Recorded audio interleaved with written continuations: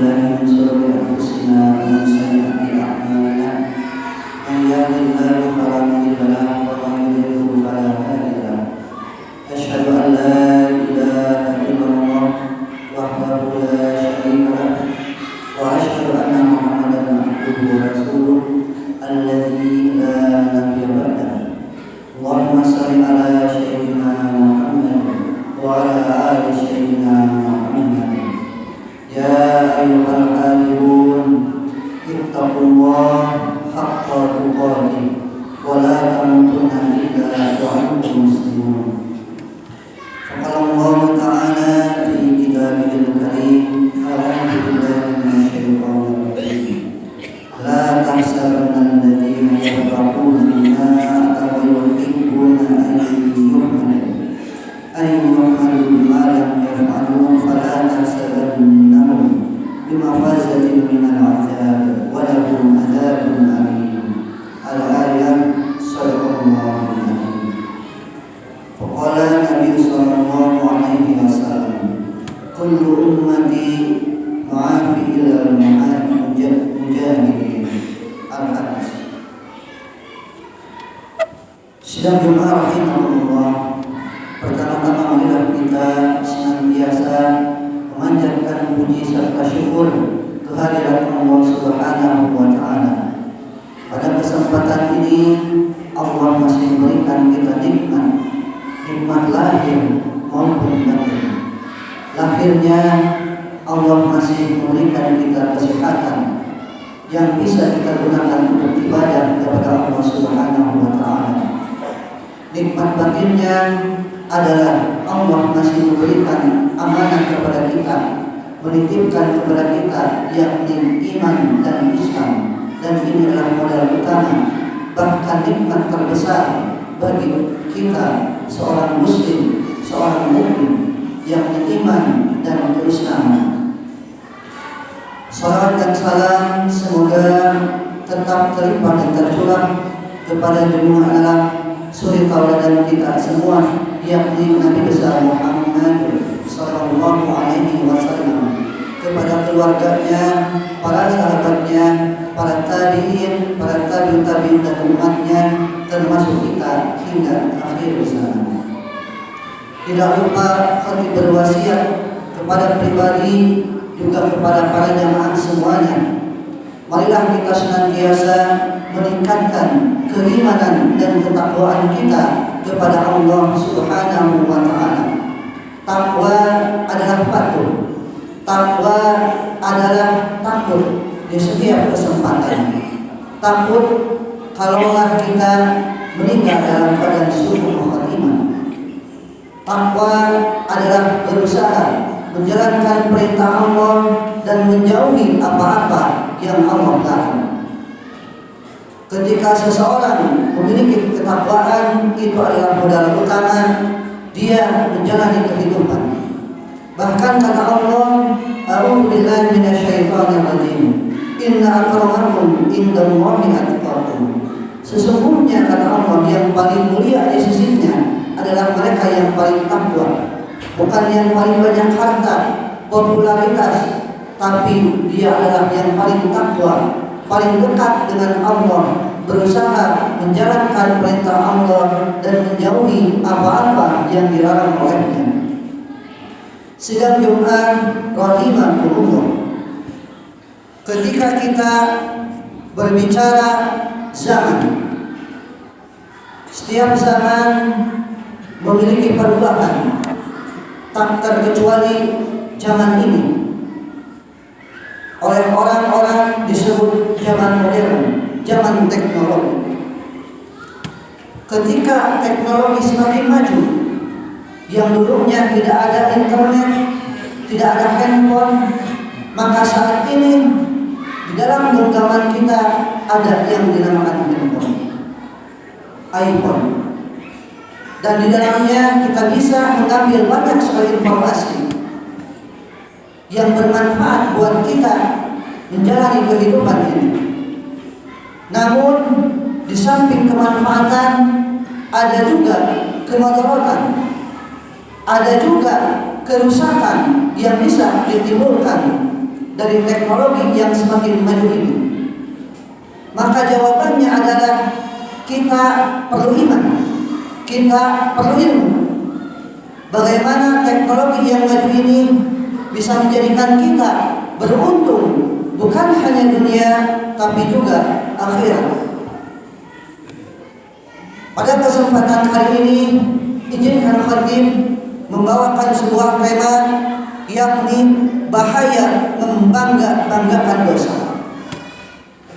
Dengan teknologi yang semakin maju, tak sedikit orang yang berbangga dengan apa yang dilakukannya. Tak terkecuali banyak orang yang bangga mempertontonkan dosa yang dia lakukan. Allah Subhanahu wa taala berfirman, A'udzu billahi minasyaitonir rajim. La tahsabanna alladziina yafrahuna bima ataw wa yuhibbuna an yuhmadu bima lam yaf'alu fala tahsabannahum bimafazatin minal 'adzab wa lahum 'adzabun alim. Jangan sekali-kali kamu mengira bahwa orang yang gembira dengan apa yang telah mereka kerjakan dan mereka suka dipuji atas perbuatan yang tidak mereka lakukan, jangan sekali-kali kamu mengira bahwa mereka akan lolos dari azab. Mereka akan mendapat azab yang pedih. Nauzubillah min dzalik. Zaman ini teknologi memang semakin maju, tapi banyak orang yang imannya merosot, bahkan kehilangan iman, kehilangan kemaluan. Tidak sedikit yang mempertontonkan keburukan-keburukan yang ia lakukan. Maka ketika orang-orang banyak berbuat dosa dan dia bangga, bahkan sampai dikontenkan, maka ini adalah bahaya yang laten, bahaya yang bisa menimpa orang-orang di sekelilingnya. Mungkin bangsa dan negara juga akan terdampak karena banyak orang yang membangga-banggakan dosa. Ketika kita ambil ibrah dalam kehidupan zaman dulu, ambil contoh misalnya kaum Nuh ini oleh Allah diturunkan Nabi Nuh untuk berdakwah, untuk kembali ke jalannya. Namun apa yang mereka lakukan? Mereka durhaka, mereka menzalimi diri mereka sendiri. Ketika banyak orang-orang yang durhaka, maka Allah menurunkan azabnya, menurunkan murkanya. Dan saat itu kaum Nabi Nuh hancur dengan banjir. Ada lagi kisah, misalnya kaum Sodom. Kaum Sodom ini adalah kaum Nabi Nuh alaihissalam, di mana orang-orang saat itu sudah jauh dari fitrah. Seharusnya laki-laki menyukai perempuan dan sebaliknya. Namun saat itu laki-laki menyukai laki-laki. Persis zaman ini banyak di negara-negara yang maju yang bahkan melegalkan menikah sesama jenis, laki-laki dengan laki-laki, perempuan dengan perempuan, dan ini dipertontonkan dengan bangganya di medsos.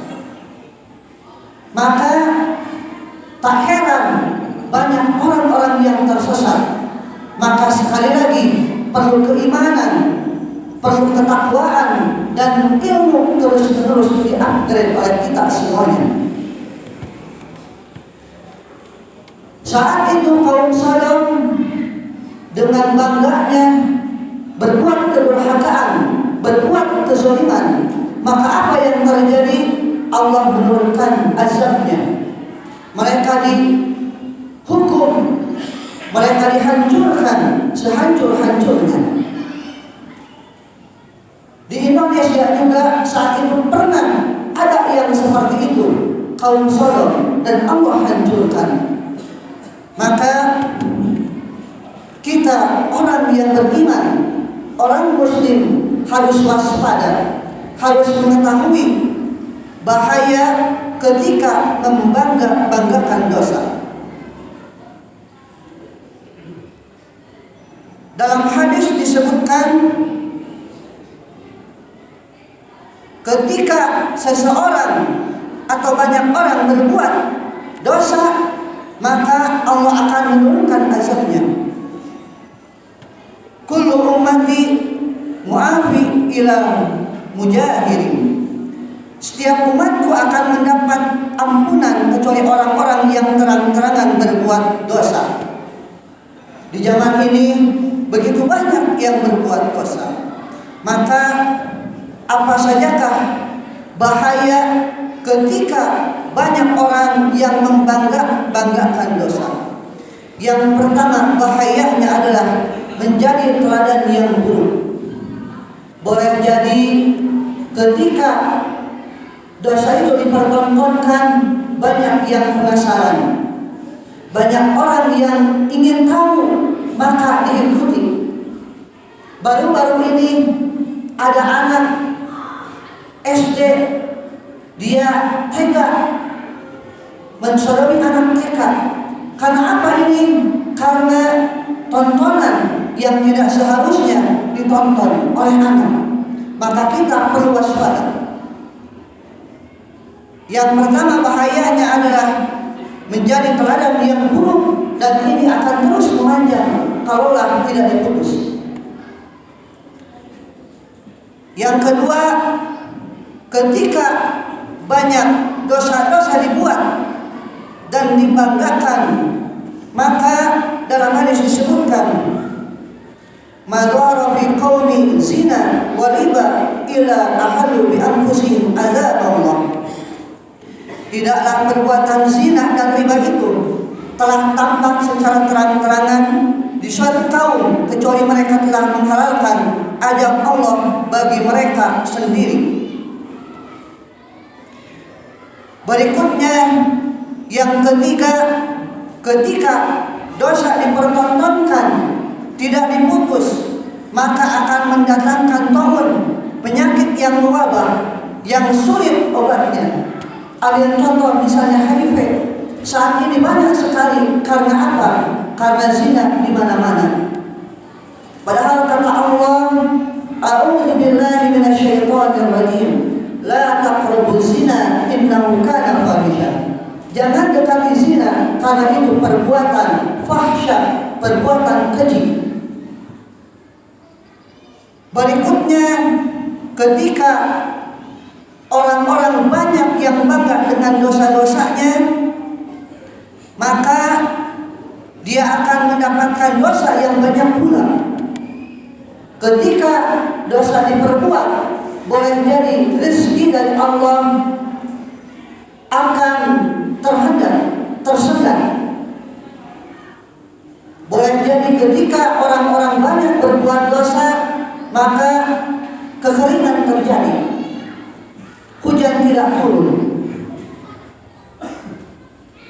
Dan yang terakhir, ketika dosa ini dengan bangga dipertontonkan, maka akan mendatangkan azab Allah yang sangat pedih.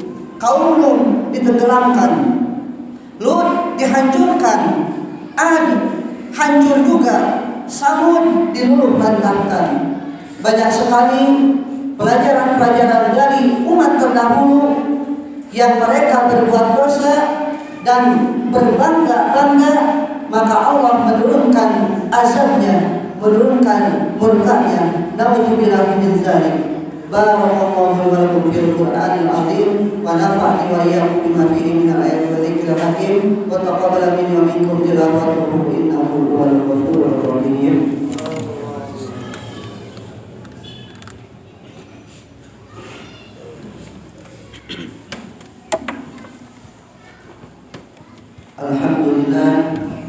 Alhamdulillahilladzi anzala sakinata fi qulubil mu'minin liyazdadu imanan ma'a imanihim. Asyhadu an la ilaha illallah wahdahu la syarika lah wa asyhadu anna Muhammadan abduhu wa rasuluhu alladzi la nabiyya ba'dahu. Allahumma shalli ala sayyidina Muhammad wa ala ali sayyidina Muhammad. يا أيها الحاضرون اتقوا الله حق تقاته ولا تموتن إلا وأنتم مسلمون يا أيها الذين آمنوا اتقوا الله وقولوا قولا سديدا يصلح لكم أعمالكم ويغفر لكم ذنوبكم ومن يطع الله ورسوله فقد فاز فوزا عظيما. Sidang Jumat rahimahullah. Setelah kita tahu bahayanya ketika banyak orang yang membanggakan dosa, maka marilah kita berjuang bersama-sama untuk berusaha menjalankan perintah Allah dan menjauhi larangannya.